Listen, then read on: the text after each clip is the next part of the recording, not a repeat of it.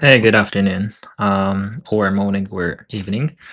I this time talking about investing, and the title of this video is "Don't predict future too much when investing.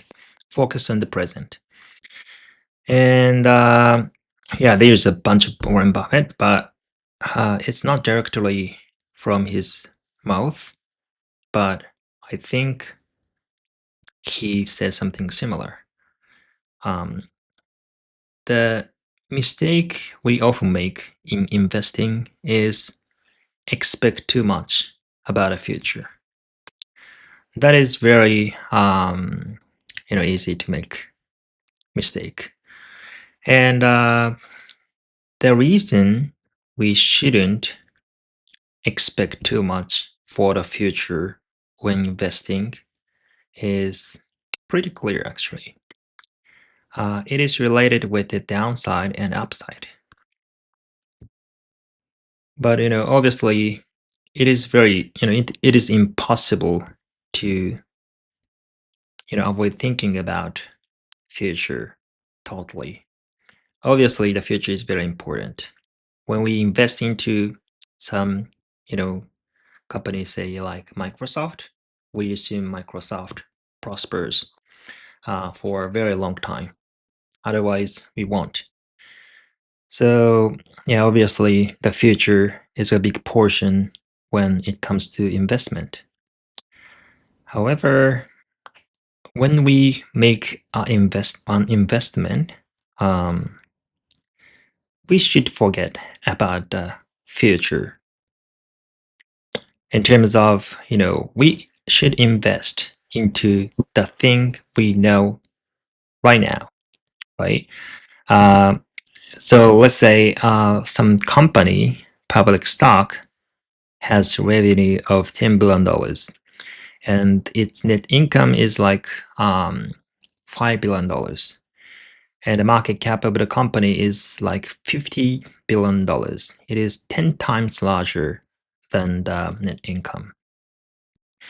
And its net cash is like neutral, which means it has no cash, little no cash, nominally in the company. So if we buy the company with $50 billion, we can take back that money in 10 years. That means the P ratio is 10 times, right? That is pretty, basic thing when it comes to investing. And thing is, it is pretty attractive, right? As long as the business keeps going more than 10 years. You can take back your invested money in 10 years, and after that, all the $5 billion are yours. So yeah, that is pretty simple, but in realistically, the investment doesn't work that way.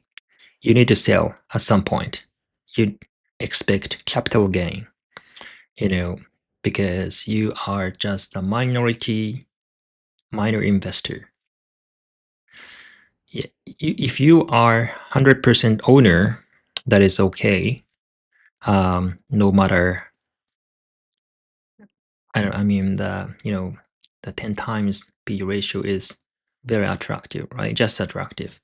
That's fine, right? But in the public market, common stock, you need to consider a lot of other things, how the price changes.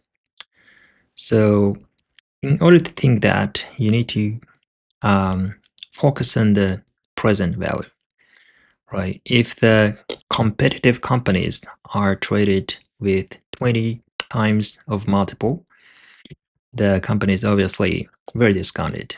You need to check what's the reason of the discount. And if you if you think the discount is going to disappear in a near soon, you can just buy the stock because discount is going to disappear, which means the stock price doubles in a short time, like half year or 1 year. And that means the probability of going down 50% is much lower than going up 50%. So that is the discounted stock. And there are a bunch of things to think about. There are infinite number of the unpredictability in the future. So you need to focus on what is known at this point, not the thing you can expect in the future. You should eliminate that when you try to value the stock. Yeah, it is very difficult to explain, but what I mean is forget about unpredictable returns. It is like something like surplus. I mean, if that happens, that's you're lucky, and you need to be prepared. Even if that doesn't happen, you won't lose money.